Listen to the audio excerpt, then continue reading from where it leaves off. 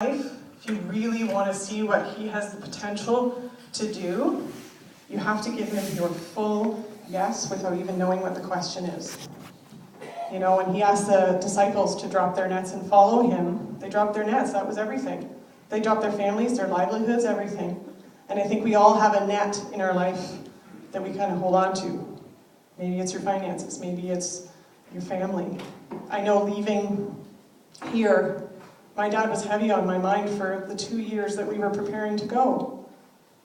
Whenever I would think of my dad and leaving, I would get teary because I knew that he was not getting any younger, even though he was a very, very healthy 70-something-year-old man. I knew that there was a potential that he could die while I was gone. And I had to be okay with that. I had to give God my full and complete yes no matter what happens. And yes, the cost has been huge. But the blessing and the way my faith has grown, like the song that Chris and Liv sang last, Phil and I just looked at each other and went, wow, the words in that are exactly how we're feeling. I can't remember what the words were, but they were very impactful at the time.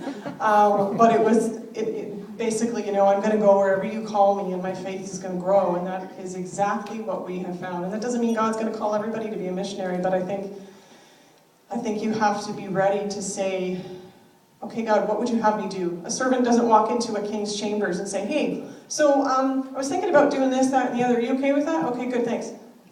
No, the servant walks into the king's chambers and he bows down and he says, what would you have me do? And I think that's what we all need to say to God is, what would you have me do? And yes, I'll do it.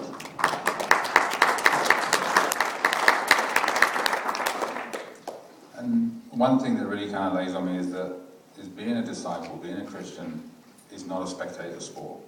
It's not something you sit back and watch. It's something you do. And we should all be feeling the pull to do something, but it's difficult sometimes to know what. So if you're not sure, just look around you, see what other people are doing, and see where people are joining in and doing God's work, and just join in with them. There's many people in the church. You've got stuff that Tab's doing with the children, sending with the outreach that she's doing. You've got the Lacadises that do with their outreach. You've got, I know, various small groups. You've got the Kilbourne small group. You've got the LaCourcia small group. And there's other small groups that are just doing something. So if you're not sure, just grab onto one of them and join in, and that'll help you figure out what you're supposed to do. And try your hardest to listen to God and see where he's saying, okay, now, and where to go next. And he's not going to give you the big picture, maybe, but he's going to give you the next step. So just take the next step. Thank you very, very much. I said that already. Participate, come on a team. I did. You missed that part? Yeah, I did. Yeah, come on a team. It's awesome. Or come on your own. Just come. Yeah, we're good.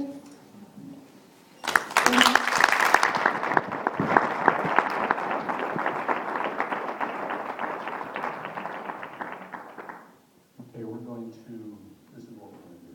I want to make a comment. When people are sent on missions, the key word there is sent. In the New Testament, when someone was set apart to go somewhere, they were sent by that church. There was an attitude seeing that everybody played a part in that. We have sent them. We have a responsibility as a church family to watch over them as they go, as they return, all of that. That's our responsibility. If you're as old as I am, then you're around with the Apollo missions.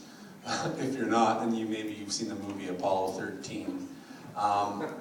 That was a significant mission that took place with the whole Apollo series, and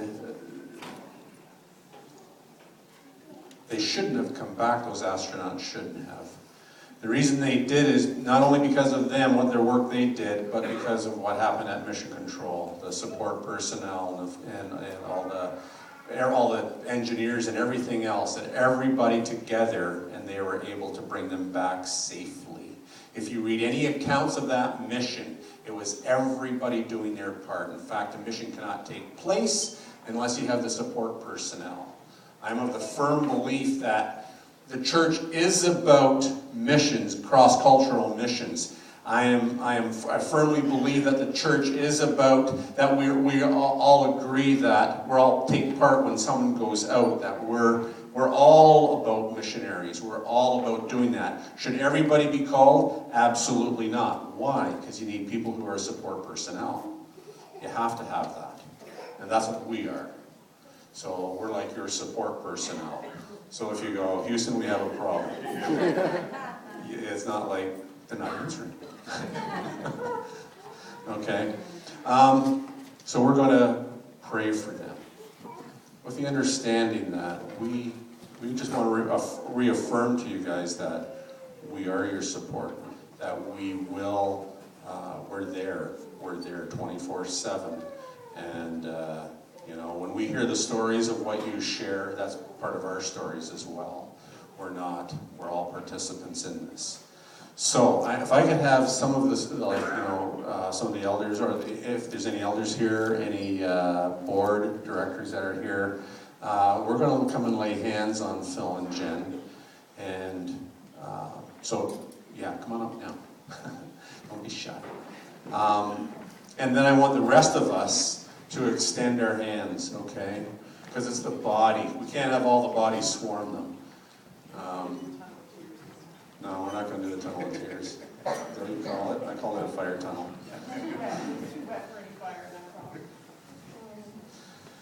Okay, and it's not about me saying a prayer.